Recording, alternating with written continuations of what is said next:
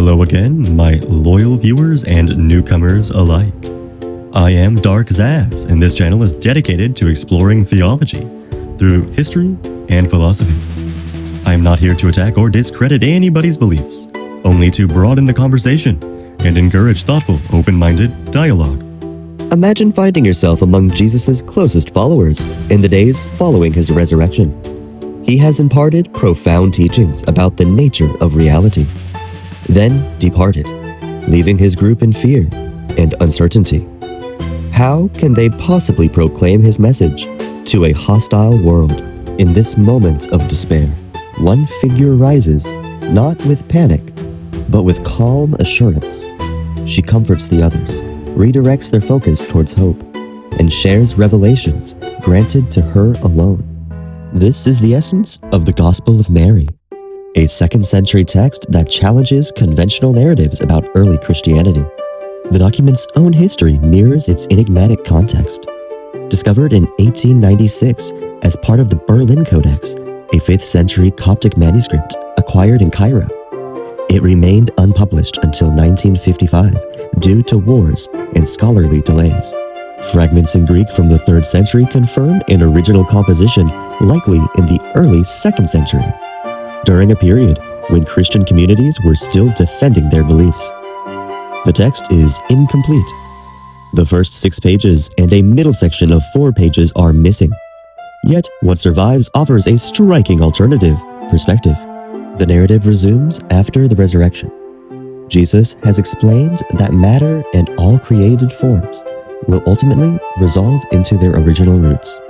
That sin arises not as an inherent cosmic debt, but from human entanglements with unnatural passions, and that the path forward lies in recognizing the Son of Man within oneself, rather than imposing new laws or rules. He departs, and the disciples are left grieving and anxious about their mission. Mary, understood as Mary Magdalene, steps forward. She greets them as siblings, urges them not to weep, and affirms that divine grace will sustain them. She reminds them that Jesus has transformed them into true humanity.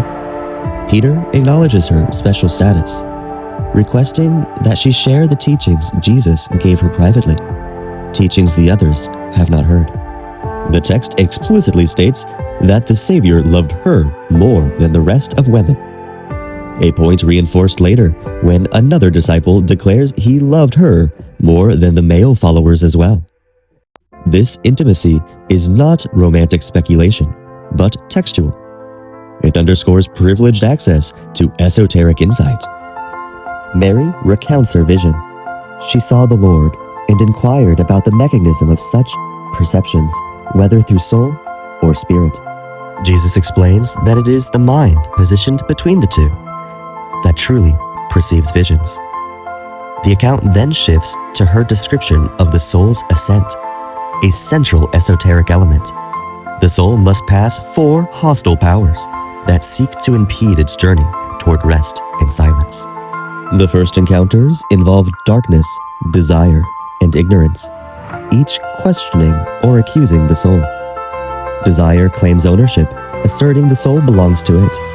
The soul responds that it has worn desire as a mere garment, unrecognized and unmastered until now. Ignorance judges, but the soul counters that it has not judged.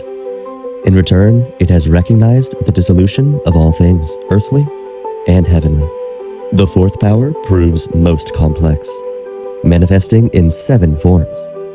The 7 powers of wrath, darkness, desire, ignorance, the excitement of death, the kingdom of the flesh, the foolish wisdom of the flesh, and the wrath of wisdom. These represent a layered esoteric framework of internal adversaries: primal obscurity, craving, lack of understanding, fear of mortality, bodily domination, misguided intellectual pride, and destructive anger. The soul overcomes them by declaring what that binds it has been slain. Desire ended, ignorance extinguished, and the oblivion's fetters broken. It attains release into eternal silence and rest. This ascent is profoundly provocative. Salvation here depends on gnosis, inner knowledge that liberates the soul from matter's illusions and passions, rather than faith in external events alone. There is no evil demiurge or extreme dualism. Instead, a monistic view where matter returns to its roots, and redemption occurs through self-realization in the present life. The Gospel of Mary reveals early Christianity as far more diverse than later orthodoxy allowed. It elevates a woman as the bearer of authoritative revelation, questions heretical assumptions, and presents a path of spiritual ascent that echoes Jewish mysticism, Stoic philosophy, and later esoteric traditions. By centering inner transformation over institutional rules, it challenges the trajectory of what history ultimately followed. In rediscovering this text, we confront what might have been a Christianity emphasizing personal gnosis, gender equality in spiritual authority, and liberation from ego's tyrannies. The Gospel of Mary endures as a quiet but insistent reminder that forgotten voices still offer wisdom capable of unsettling and enriching our understanding of the divine. What aspects about the Gospel of Mary stand out to you? Drop your thoughts in the comments below. Thank you all for watching. And don't forget to like and subscribe. And I will see you in the shadows that history has tried so hard to forget.